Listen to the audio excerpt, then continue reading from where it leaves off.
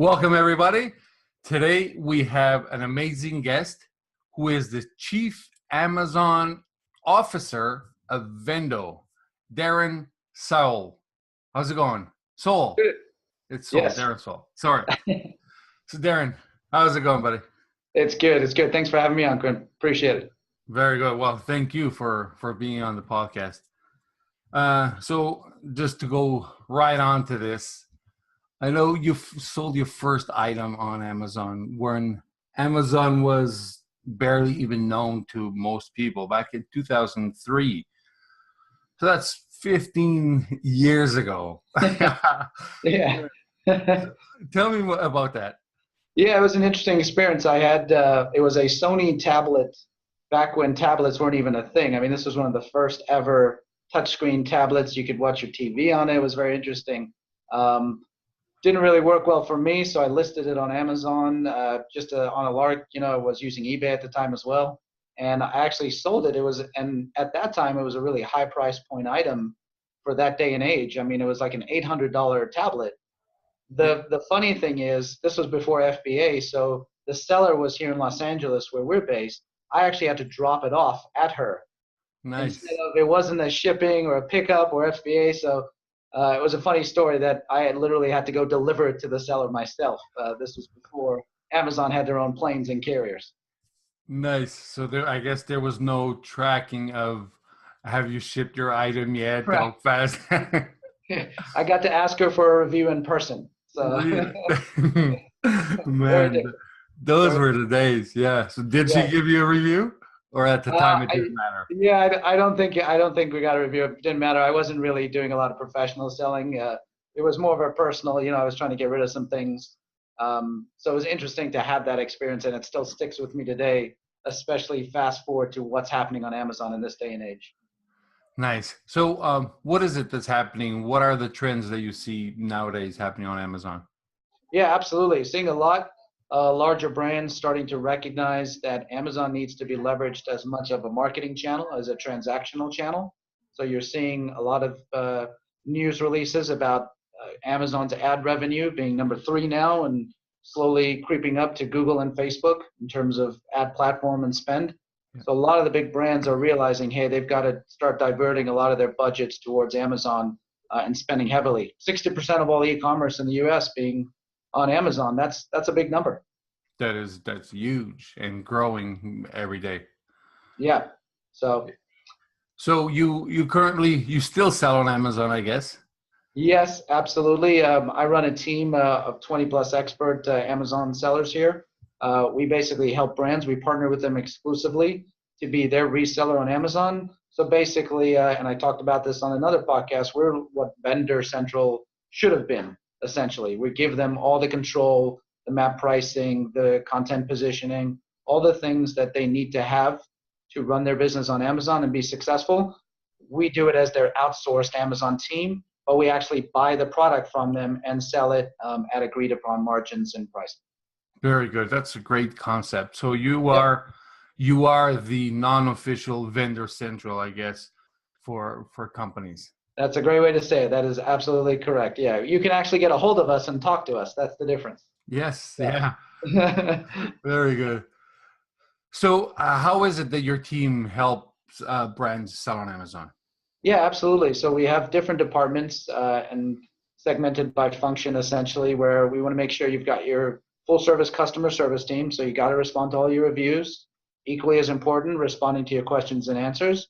And sometimes making sure there's questions and answers there that have not been asked of your product, because that can actually rank in Google's search algorithm as well. So a little tip or a little hack there for your listeners on how to improve some SEO on Amazon. Plan some questions and answers there. It's a good way to drive traffic back to your listing.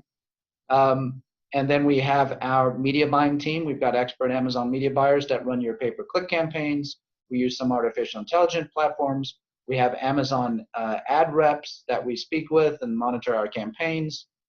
So we're efficiently optimizing all of your ad dollars. Then we have our account managers, which is kind of the quarterback driving all the marketing strategy. We've got a 100-page marketing roadmap that we employ against your business.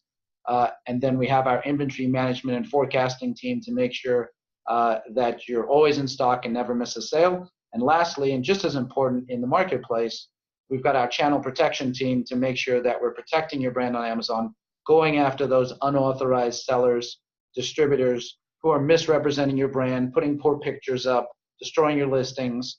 It's really a cutthroat world on Amazon. Oh, yeah. And I'll never forget one of your early podcasts about some of the dirty tactics and ways people cheat on Amazon. So you've got to be aware of those too. Absolutely. So as a brand owner, when you're dealing with that brand owner, I guess you're going to recommend bring brand registered and brand gated. Will you do all of that for the business? 100%. We do everything from A to Z on Amazon for you. I like to say we're on Amazon 24/7 because it's a new world on Amazon. So yes, we run brand registry for our clients. Brand gating is very difficult. We've had a lot of conversations with companies and explored different avenues. We've submitted cases on behalf of our brands, some successful, some unsuccessfully. Amazon doesn't really offer much brand gating, as I'm sure you're aware, but there are special circumstances for it.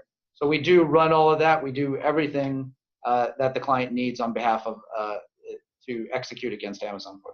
Awesome. And it's all fulfilled by Amazon, or do you any FBM? Yeah, most 99% of what we do is FBA because we want everything to be Prime eligible. We do bring a little bit of goods for hazmat purposes through our office just to cross-stock it, make sure that we have enough because we do have a lot of hazmat storage space. We're one of the grandfathered in seller accounts that have that. But we are slowly offering up more fulfillment capabilities and services like creating unique bundles. We want to offer our clients the ability to test different variations, things like that, which I think are very important too. Very good. And then you do this through one main account, or do you have several niche down accounts? We do have a couple of accounts. We've also launched our business in the EU, so we have a lot of our partner brands where we can take them and launch them on all of the EU country platforms immediately, and then also Canada. So right now, those are the three markets we focus on the most amongst, I believe we have 3 or 4 accounts that we manage through. Nice. Yeah. All Amazon approved, by the way. So. Okay, perfect. Yeah, I tried Japan also with the product, and it's actually not as easy as it looks. And I got a Japanese person to do the translations because you cannot do Google translations, of course. It's insane. I heard that Japan offers kind of a tax holiday when you're first launching there, where they won't, where you don't have to register for import tax there or something to that effect. True? Yeah, so I'm no expert on taxes, but it's the first 2 years you don't have to, unless you reach. I don't want the number to be wrong, but I think it's something around like 300,000. When you reach that, I believe then you're in paying. But right. Yeah, something like that. But I know it's 2 years tax free, pretty much.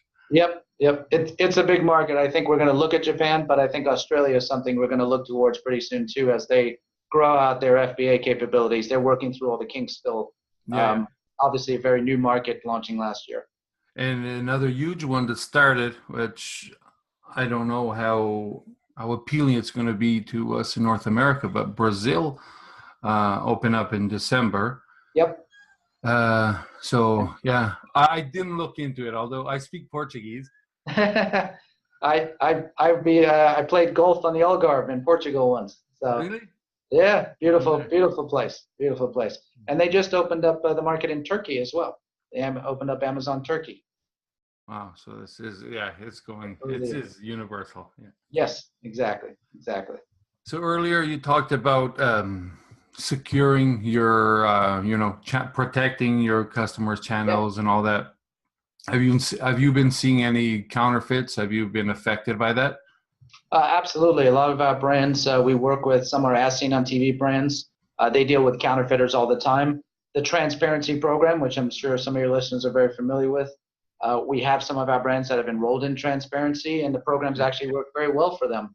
to protect and keep their channel very clean by utilizing that ever-evolving program that Amazon's rolled out to help protect brands on Amazon.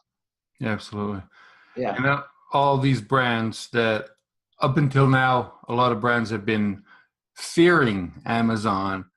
Do you think they should, or instead they should embrace Amazon?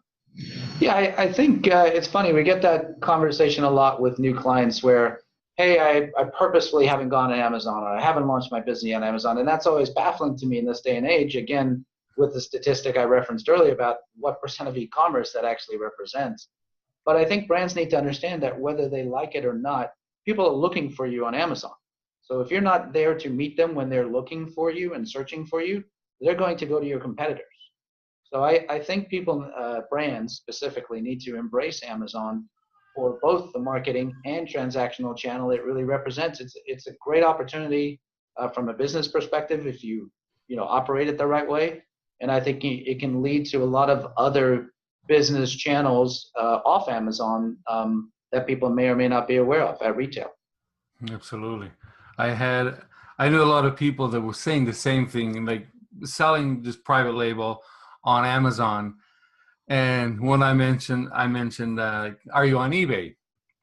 And they said, no, I'm not. I don't want to deal with eBay. And I said, well, you know what? More than likely you are there already. And they checked and they were, right? So somebody else was selling on eBay, which I don't know. It's not a bad thing, right? Somebody is selling. If they buy it on Amazon, they drop ship it to eBay.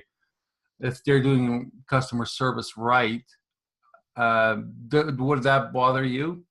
Yeah, it does actually. We have one brand, a beauty brand that we represent, and they actually did some test buys off of Walmart because they didn't want to be on Walmart.com.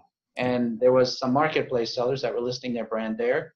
They did a test buy, and it turned out that that person was doing online arbitrage where they were actually using Amazon's products to list it on Walmart. And then when the customer placed the order and you received the product, it was actually drop shipped from the seller on Amazon to the Walmart customer. So there are some nefarious things where brands just don't want to be on certain channels because they feel it's not on brand. Maybe they consider themselves a luxury brand and they don't want to be on a channel like Walmart. Again, I would argue you should be out in the marketplace, kind of managing your brand anywhere you can. So that's one experience where a brand was pretty upset that they were on a marketplace that they shouldn't have, despite who was selling it. Yeah, exactly. Well, I guess when you own the brand, you want to protect it as good as possible. So yes. Well, and that's what it comes down to is control and brand protection. Like you spend all these years developing a brand, a message, a platform for that brand. You've developed kind of who your target consumer is. Not most brands are not saying, hey, I want to go after everybody. They're specifically saying, I have a target customer that I want using my product and representing my brand because they're going to be brand advocates for me. And I want them to message and use my product in the right way. And that's something we take a lot of pride in at Vendo to make sure our brand messaging is on point on Amazon, consistent with our other channels. Nice. So you create everything from scratch. Normally, some of these businesses are not on Amazon yet, so you would have to list them and all that. Yeah, so we deal with both. Most of the time, we're taking existing businesses on Amazon, and they might be doing pretty nicely on Amazon, but we've shown a lot of success in kind of tearing down their listings and rebuilding them in the best-in-class fashion that we've developed over the last several years. We have our own 20-point checklist of what the listing needs to have, where it needs to be, having the right images, having your titles correct, all the basics, the blocking and tackling. Once that's ready, then you're ready to roll out kind of the marketing roadmap, because I don't believe that you want to market, obviously, to a listing that's not ready to market to, because it's not going to convert well. You're going to be wasting money. So yes, we do take on existing businesses. We rebuild them on Amazon and we show them significant growth. And then we also take on new businesses that have, if they have a unique product or unique positioning, we'll take a look at them and we'll help them on Amazon as well. But we don't believe in skewing up everybody we see and we talk to. We don't want to be that kind of business. Exactly. And Darren, you mentioned about a listing that doesn't convert, so you're going to be spending money on that. and we've heard that the magic number for reviews is 21. After 21, it's just gravy. Right. And the question that probably everybody asks you and everybody asks me is, how do you get reviews today? Go knock on Jeff Bezos' door and say, listen, I need reviews on my listing, because that's the only way you're getting it today. No, there are several different strategies that a lot of sellers are putting out there in the forums and online, using chatbots, using landing pages and different, Zon pages and Landing Cube and other software programs to collect emails and then kind of siphon off the communication so that they can generate positive reviews. I would highly encourage product inserts. It's something we're focused on with a lot of our brands. There are ways to stay within Amazon's terms of service, just in the way you phrase that.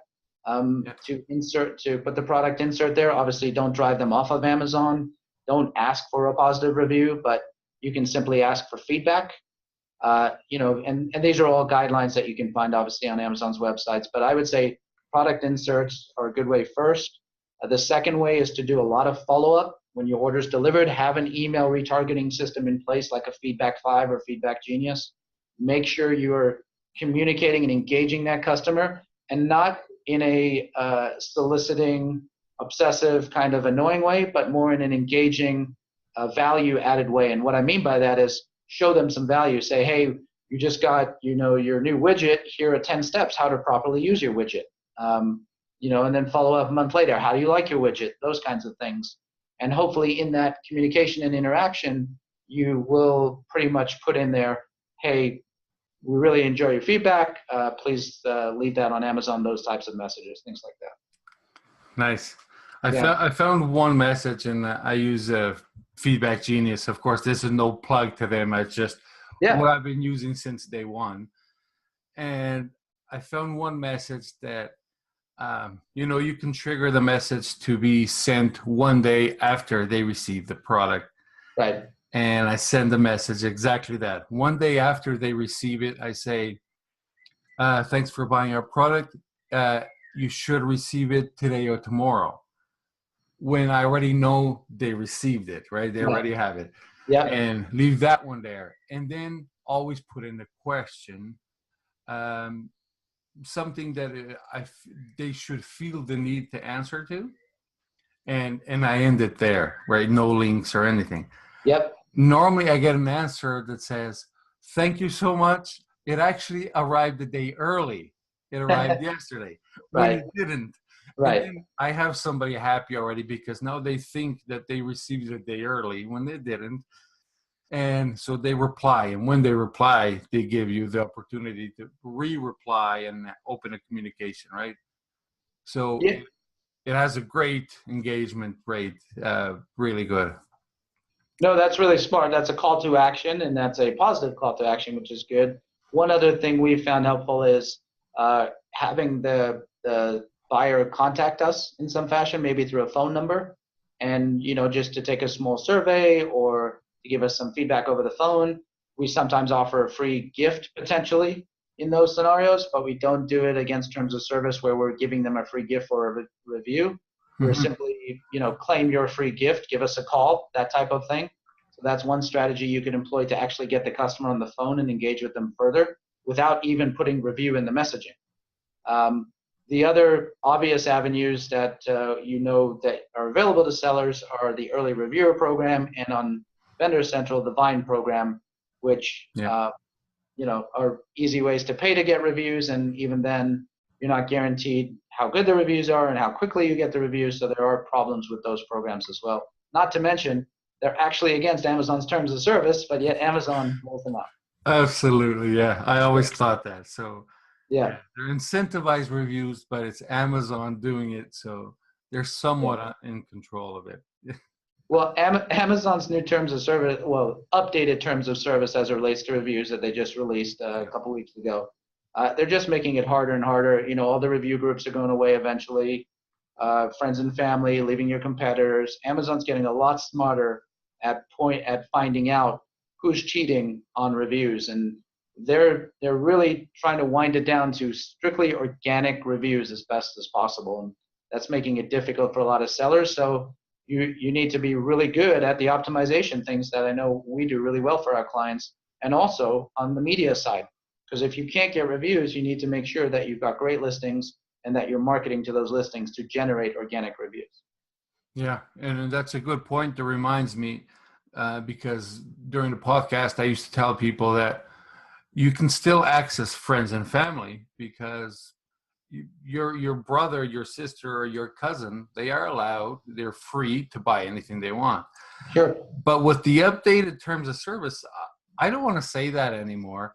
And I actually got to mention that on the podcast because sometimes somebody's listening to a podcast episode that's a year old, Right. and the information can change just like Yep. case.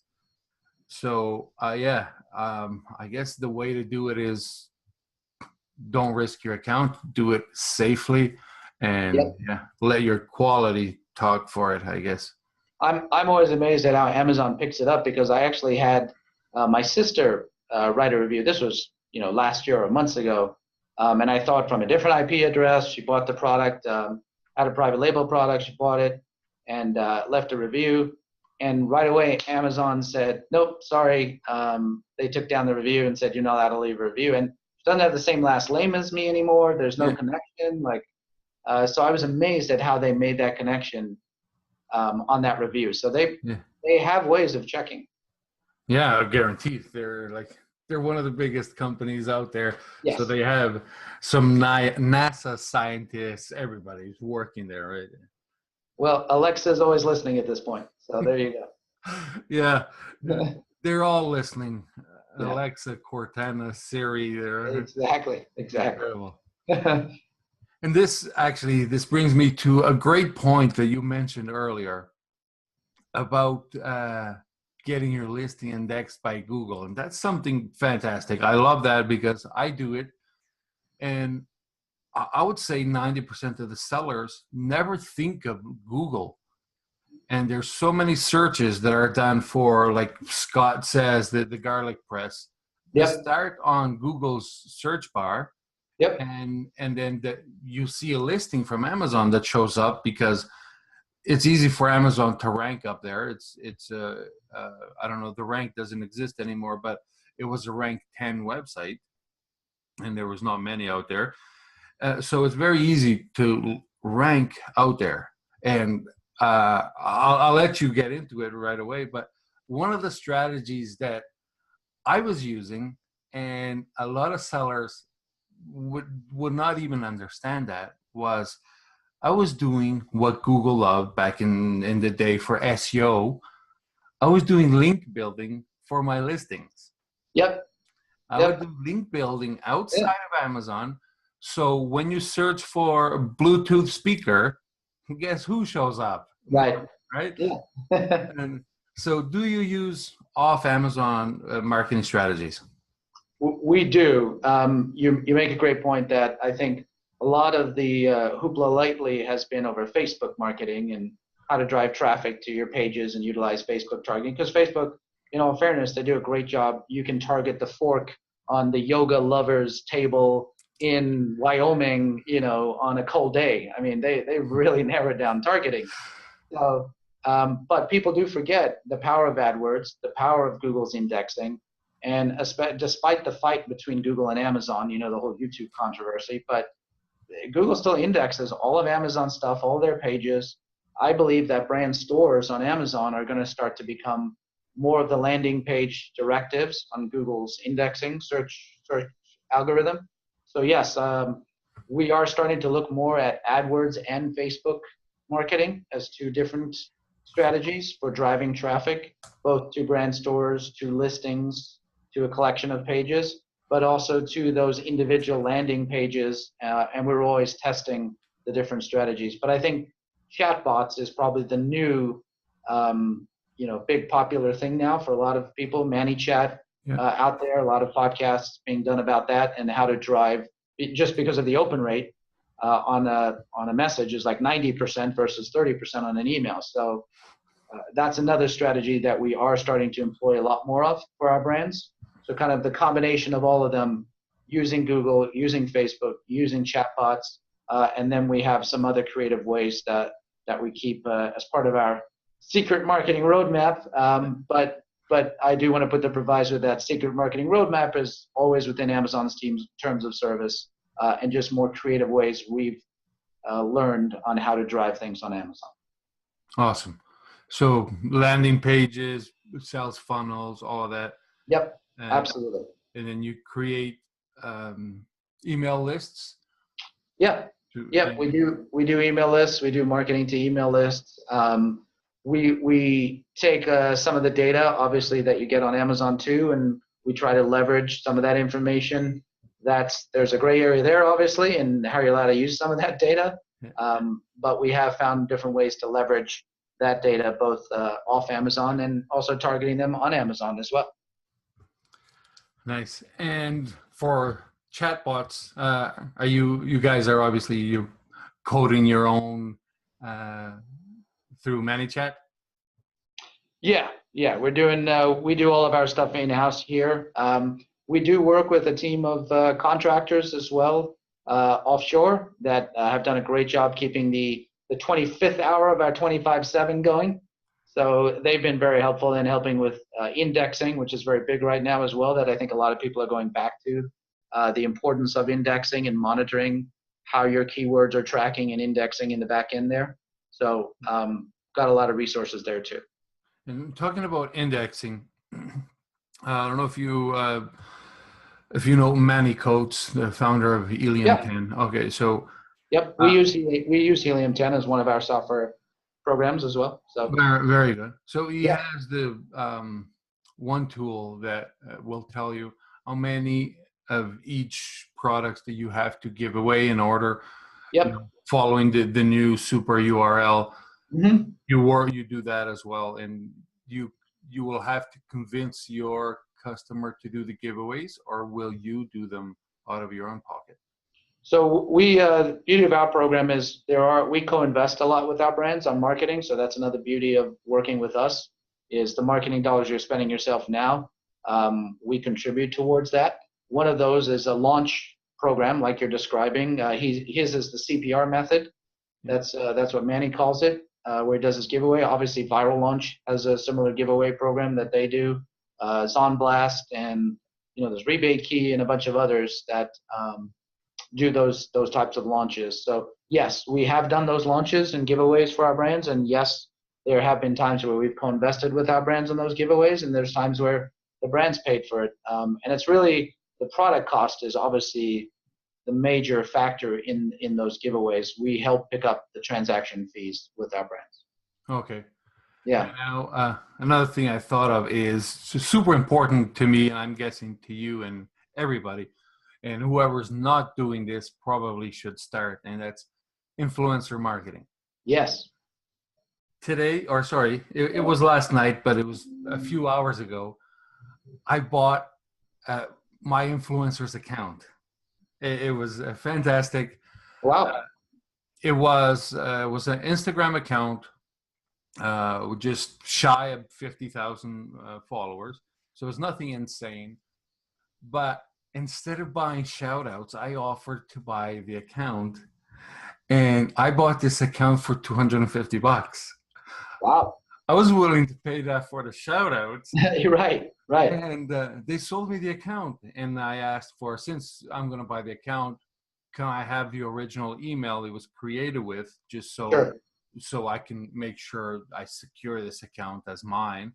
I got everything for $250. So I now own that account. It's a micro influencer, but it is super niched with about 80% real users, which I don't know if you're aware, but 80% is really good, right? Yeah. Instagram themselves, they only have 70% real users. Yeah. Well, yeah, that's true. Well, a couple of things. Did they give you an email list with that? Did that influencer have an email list that he or she shared with you as well, or just kind of the user? No, just the account, the users, and the email itself, the email account. Yeah, we're starting to dabble a little bit in influencer marketing as well for our brands for Amazon. There's some interesting strategies and ideas out there on how to do that properly. Heard a speech a week ago from a gentleman, I think Ryan Ringby. He gave some really good tips on how to leverage and go find some of these micro influencers.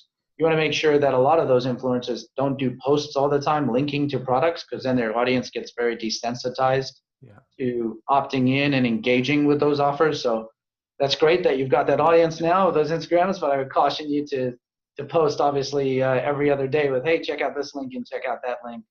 A lot of Instagrammers are looking for more, content versus shopping opportunities only. So I would just, our approach to Instagram and to YouTube actually is a channel that we're looking at a lot now and driving more traffic to Amazon from, because you can do obviously unboxing and different videos and demonstration of products, but we're making sure to do it in a very minimal fashion and targeted niche, just like yourself, so that customers really do want to go and see what you're talking about, as opposed to just shoving an offer in their face and getting no traction with it.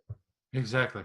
No, I know a lot of people go to like Shout Out Cart and is it FameBit and places where these micro influencers list their accounts in order to be able to do these shout outs, right? That they want the $20 here, the 30 over there. That's what they're there for.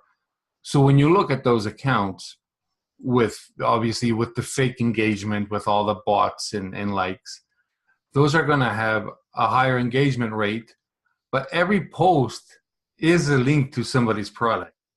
Right. So what I do is I do on Instagram, I search certain hashtags, I find the accounts myself and I DM them. That's it. I don't go to the public place where 1,000 people just message them.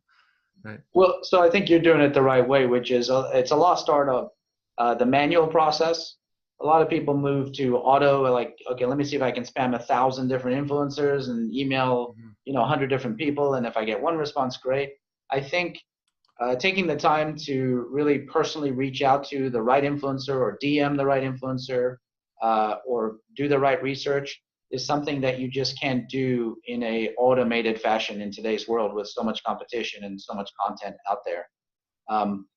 Using VAs is a good way to really do that in a little more controlled, personal fashion. Pay them relatively smaller scale and have them reach out and find the right opportunities for you too if you train them correctly. Awesome. So besides Amazon, do you sell on any other platforms? Yeah, we do a little bit of eBay management for our clients. That's become a little bit of a request. Our actual parent company from Vendo, we help brands at Walmart. So we do have a team on the ground in Arkansas, strictly for Walmart Sam's Club, that focus there entirely. And our Vendo team works closely with our Walmart.com team to have an omni-channel management approach as well, to helping brands there too. But Vendo itself, we're specifically focused on Amazon and a little bit of eBay, but mostly Amazon. Mm-hmm. And are you strictly dealing with, I know you told me you have about 50 businesses you deal with. Yeah. Do you have any of your own private labels, any of your own products as well? Yeah, so we're just starting to launch some of our own private label products as well in different categories. We're going after niche categories, and we also want to be true to our brands. We don't necessarily, we do not want to compete with them.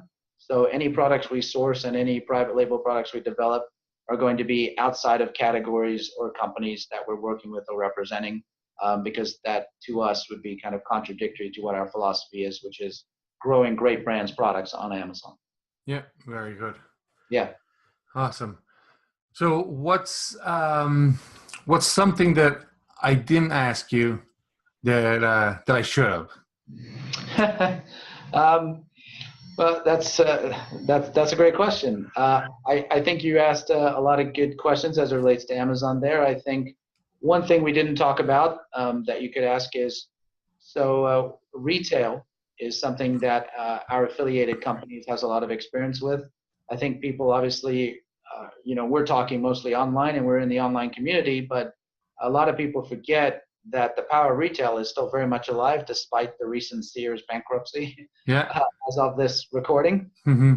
But, for me, it's just over the last 6+ years being a part of an organization where I'm seeing the power of a Walmart or a 7-Eleven or other retail channels still very much alive. And I think a lot of sellers forget that that needs to be a part of their strategy, or at least a part of their thought process when approaching Amazon. And what I mean by that is, one thing we help protect when we say protect brands and sell more, protecting your pricing is very important on Amazon.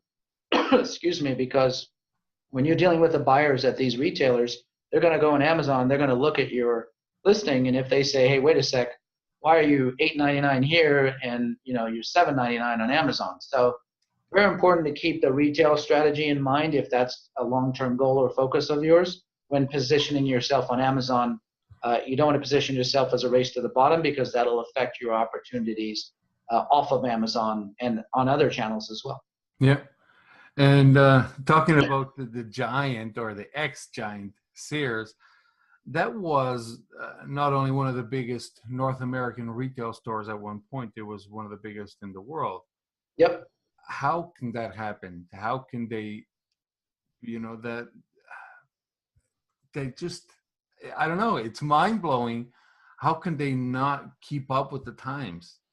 Well, I think a big problem for Sears was their assortment and also their marketing. I don't know when the last time you were in a Sears was, and if you can remember that, that's a problem right there. The fact that you probably can't remember it. A lot of people, when they go into Sears, it was a mess. The assortment wasn't there. Pricing was all over the place. They didn't have consistent marketing or messaging. They kind of started losing out to the Targets of the world, started eating their lunch.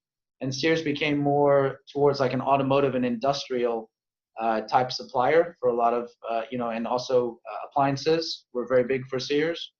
But they just couldn't keep up with other categories, and eventually online retail and price matching beat out the infrastructure and the overhead that they had scaled to at this point that they couldn't scale back from in a timely fashion. It's crazy. Another blockbuster story.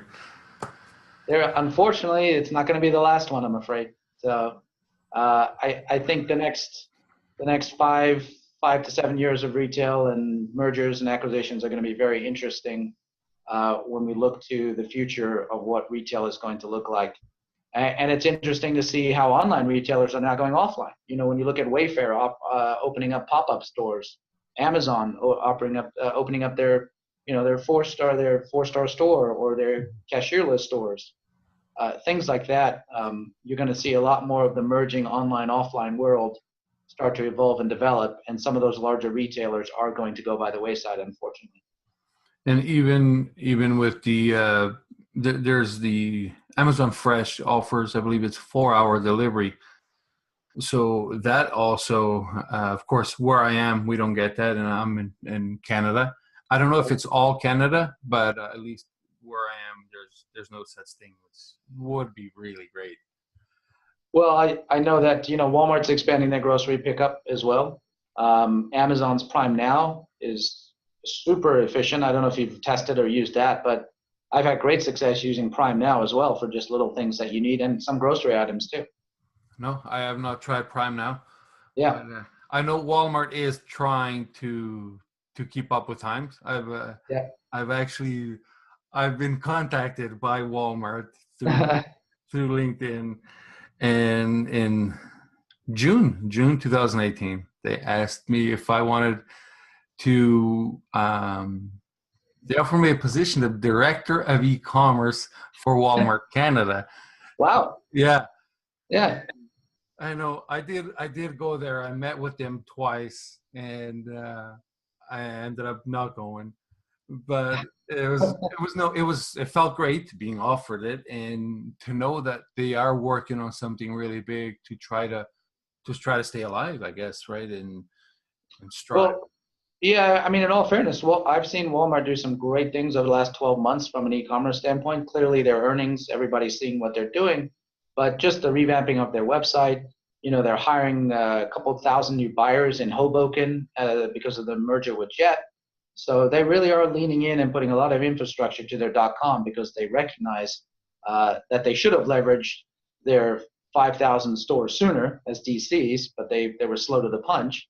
So they are doing a good job of trying to catch up now, but everyone's so far behind Amazon in terms of just resources and capabilities that I think Walmart's going to be the only one that would be able to do that close to Amazon. So it'll be interesting to see how Walmart evolves, what they do from a .com perspective moving forward, and how they try to catch up to Amazon.